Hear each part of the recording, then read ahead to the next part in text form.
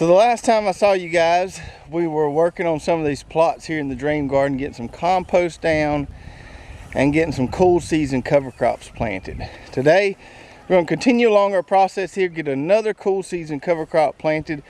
But first, I want to show you the progress of some of these other plots that we were working on last time. So in the last video, we planted a cool season cover crop cocktail in here with some Kodiak brown mustard and some tillage radish. And man, this stuff comes up fast. It's only been about 3 days since we sowed this, and we kept some overhead water on it an hour or so every day, and you can see we've got a nice stands coming up really nicely. You can see those tire tracks where I backed through this plot to put compost on that plot. No big deal. Everything, the seed looks pretty uniform as far as the plot goes here. Pretty uniform germination, pretty uniform stand. If we look down here, you can see those bigger leaves there. That's the radish, and these smaller ones, that's your Kodiak brown mustard. And man, like I said, this is just some fast growing stuff, and in no time we should have this plot just completely covered with vegetation. And last time we didn't have the compost smoothed out on these plots right here. We just had piles of it sitting out here. And while I usually do spread it by hand, I got my wife's uncle to bring his tractor over here and help me kind of spread this stuff around. Now, a couple kind of downsides to doing that. It makes a little bit of a mess there on the outside of the plots. If you can see that over there. A little bit of a tractor track over there. It's probably too big of a tractor for this small of a garden space. You probably need a kind of small tractor with just a little bucket on it. Would probably do a better job. See a few humps in there. We tried to work those out with the tiller. Those should work themselves out over time. That's just kind of one of the negatives of not spreading it by hand. You're not going to get it quite as even. So like that one there was spread by hand. You can see that's much more evenly distributed than here, where we used the tractor to push it around and then we tilled it in. But it did save quite a bit of time, save quite a bit of effort, and I don't think it's that really big of a deal there. Like I said, those humps will work themselves out. Hopefully this compost right here, grass will grow through that pretty quick. Clean that up. Just made a little bit of a mess. Not a huge deal considering the time it saved. Now, I told y'all in the last video that we were going to put all alliums in this plot right here, and then cool season crops, brassicas stuff right here. Then we got this plot right here where we're doing this no-till experiment. I've changed my mind a little bit. I think I'm going to put my alliums right here, and then carrots and other brassicas right here, and I'll tell you why. So I grew all carrots in this spot right here last year, so I don't want to grow carrots in there again. This no-till experiment right here, I'm just a little bit doubtful of the tilt here because we're not tilling it. There's a little bit of chunky stuff in there, and I just don't know if I'd get great carrot germination in that. I like planting my carrots in well-tilled fluffy soil. So we're going to switch it up, and we're going to do carrots, which we'll be planting in the next week or so. We'll do carrots here and some other brassica cool season crops. We'll do our alliums and onions here, and then we'll do more brassicas here with this no-till experiment.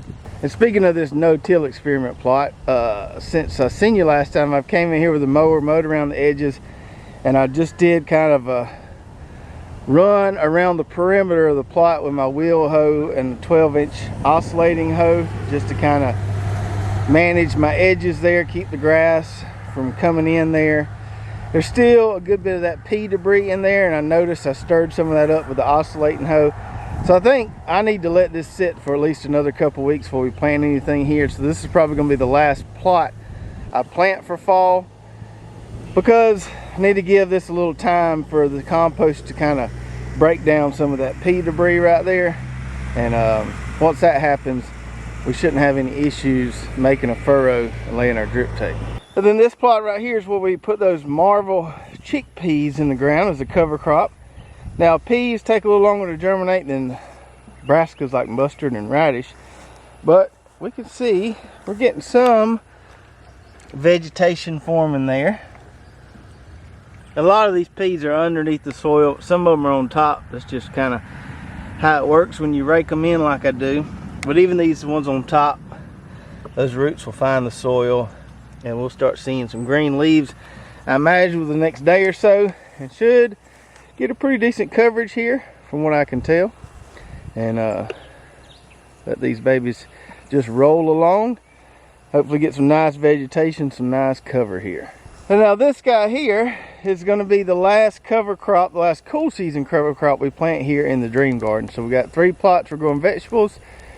The other 3 out of the 6 in our Dream Garden we're putting cover crops. Now this is where we had a cocktail of sorghum, Sudan grass, and iron clay peas that's since been mowed down. And I had to till it several times to get all this debris mixed in the soil just good enough where I can plant or seed a cover crop and get it raked in halfway decent. You can see there so much organic matter. It looks like somebody came and tilled in several bales of hay, but that organic matter is good stuff for the soil, so I had to till it. You can see I tilled it that way. First I had to till it this way, and then I tilled it the other way, and that finally got everything incorporated. Now this soil here, if you followed along with this Dream Garden progress, was mostly clay and just couldn't work it. It just get hard and everything. And through composting and especially adding all this organic matter from cover crops like you see here has just made the soil nice and soft and workable. So it can be done. If you've got hard, tough soils, don't give up.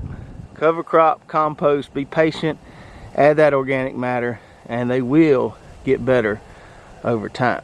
So right here in the plot I just showed you, we only mowed this once. So we let the peas do their thing, and the sorghum, Sudan grass kind of out-competed them. Got on up about 6-7 foot tall, and we just mowed it all down at once and tried to keep all that clippings and everything within the plot. We did an okay job with that with our mower, considering we didn't have a mulching deck.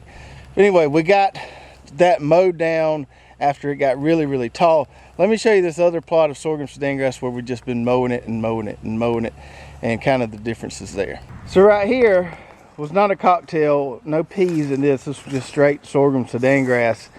And this has been mowed, I think, 4 times already. Now it's finally starting to look a little thinned out here, but you can see all that organic matter covering the soil there, which provided a nice mat to suppress weeds and all that good stuff.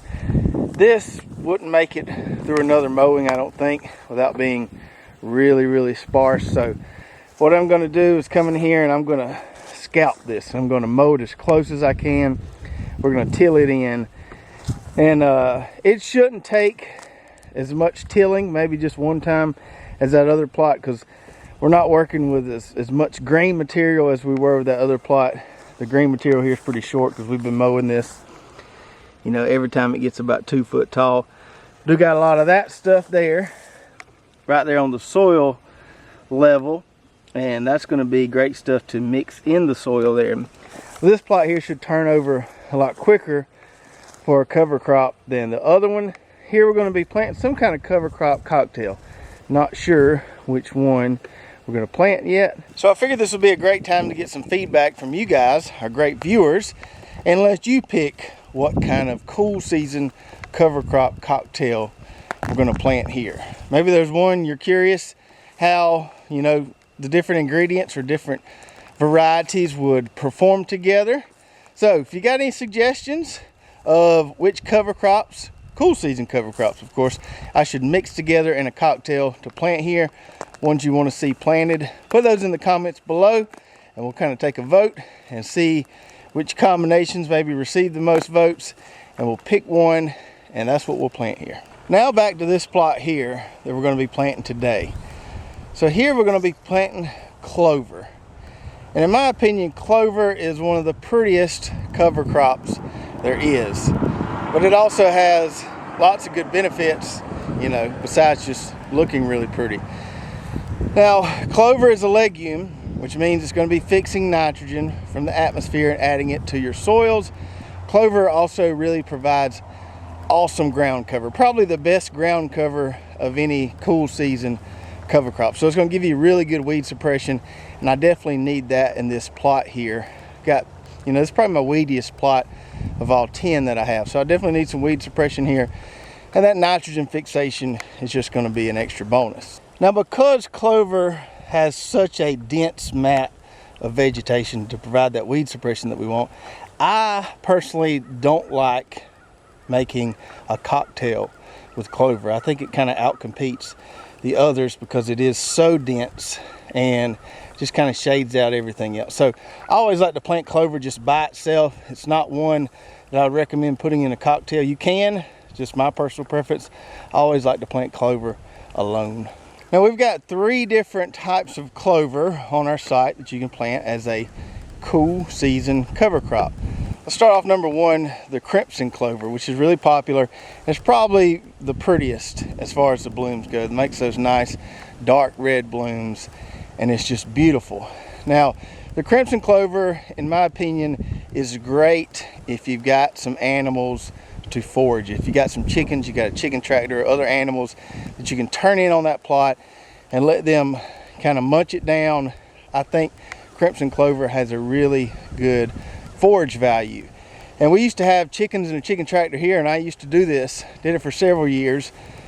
Ended up with some predator problems around here, and our chickens got picked off one by one. So I don't do that anymore, but if you've got chickens, you've got other animals, livestock, crimson clover is a great option to feed those guys, add some manure to your soil as well, and you'll have a beautiful, healthy, rich plot come spring. Now, another clover that we carry is called White Dutch, and White Dutch is known for its heat tolerance. So in the northern parts of the country, you can grow White Dutch kind of all throughout the spring and summer season.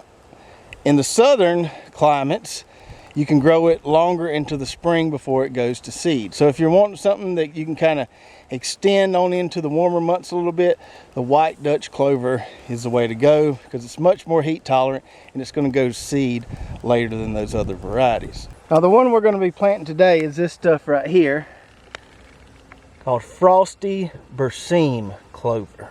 Now, the Berseem clovers are known for their nitrogen fixation abilities.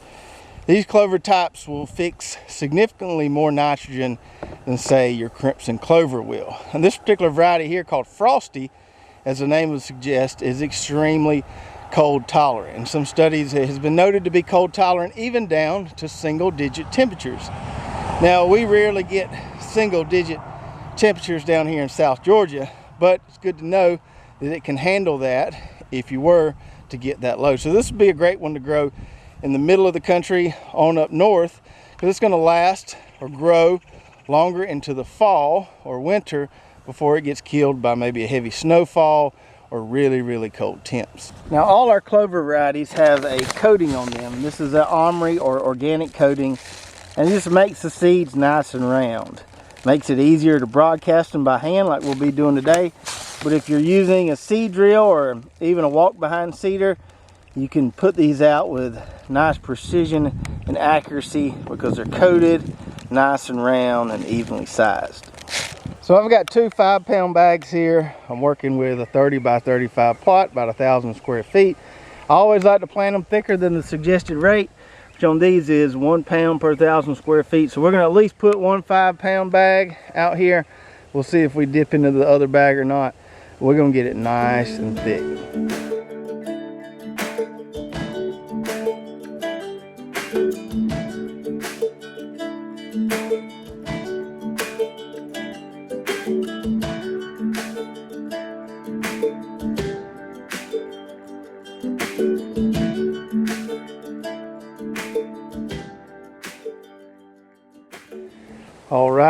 All right, we got it in. I actually ended up only using about half of one of those 5-pound bags.